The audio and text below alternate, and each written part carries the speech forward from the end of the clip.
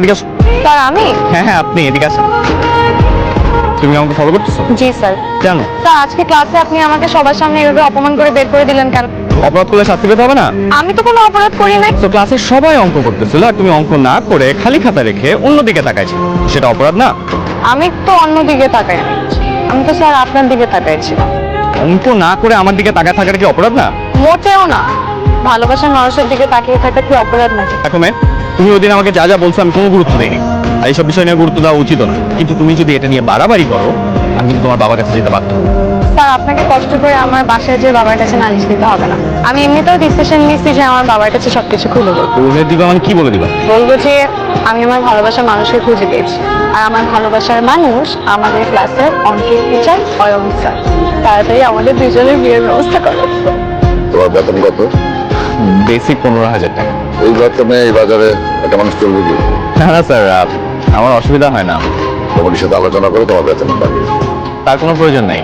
শিক্ষকতাটাকে sir আমি আসলে চাকরি হিসেবে নিই না, সেবা হিসেবে নিই। তোমার চলে গেলে তো হবে না, কারণ তোমার সাথে আমার মেয়ের ভবিষ্যৎ জড়িত। মানে বুঝলাম না। আমার মেয়ে তরি, সে তো অনেক পছন্দ। পছন্দের সাথে ভবিষ্যতের কি সম্পর্ক? তোমাকে দেখে খুব ভালো ছেলে মনে হয়েছে বা তোমাকে পছন্দ হয়েছে, নইলে আমি হয়তো বিষয়টা অন্যভাবে দেখতাম। অন্যরকম মানে? ধরো তোমাকে আমি ডেকে না নিয়ে এসে করে নিয়ে আসতে পারতাম, স্থানীয় কাজী ডেকে বিয়ের ব্যবস্থা করতাম। স্যার আমার মনে হয় আপনার কোথাও একটা ভুল হচ্ছে। আমি তরিকে নিয়ে এরকম কোনো চিন্তা ভাবনা একদমই করছি না। তাছাড়া বিয়ের সাথে এভাবে সম্ভব নাকি? তুমি বয়স কত বলেন? তুই যা করছে এগুলো আবেগের বশে করছিস। ওর সামনে এত ভালো একটা ফিউচার পড়ে আছে, ওর সামনে পরীক্ষা। আপনি বাবা হিসাবে এইসব ছেলে মানুষের হয়তো প্রশ্রয় দিতে পারেন, কিন্তু একজন শিক্ষক হিসাবে আমি তা পারি না।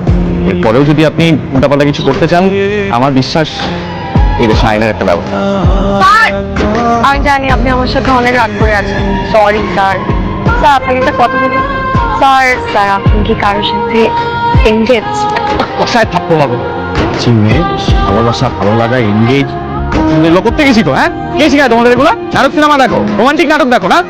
শোনো, তোমার যে বয়স, এই বয়সে তোমার একমাত্র কাজ হচ্ছে পড়াশোনা করো। পড়াশোনা করো, স্কুলের সবাইকে দেখা দাও যে তুমি স্কুলের সবচেয়ে ভালো ছাত্র। দেখাই দিই, কিন্তু আমার একটা শর্ত আছে। আমি যদি ঠিকঠাক মতন পড়াশোনা করে ভালো রেজাল্ট করতে পারি, তাহলে আপনি আমার সাথে প্রেম করুন। আচ্ছা পড়াশোনা করো, তারপর পরটা পড়া দেখা যাবে। পরে দেখা গেলে তো হবে না। আপনার আমাকে এখনই প্রমিস করতে হবে। প্রমিস করেন। স্যার আপনি কিন্তু আমার হাত স্পর্শ করে প্রমিস করেছেন। এখন আপনি যদি কোনো কিছু উল্টাপাল্টা করেন, আমি কিন্তু মারা যাবো স্যার। আরে তুমি মারা যাবা কেন? আমি আমার প্রমিস রাখবো।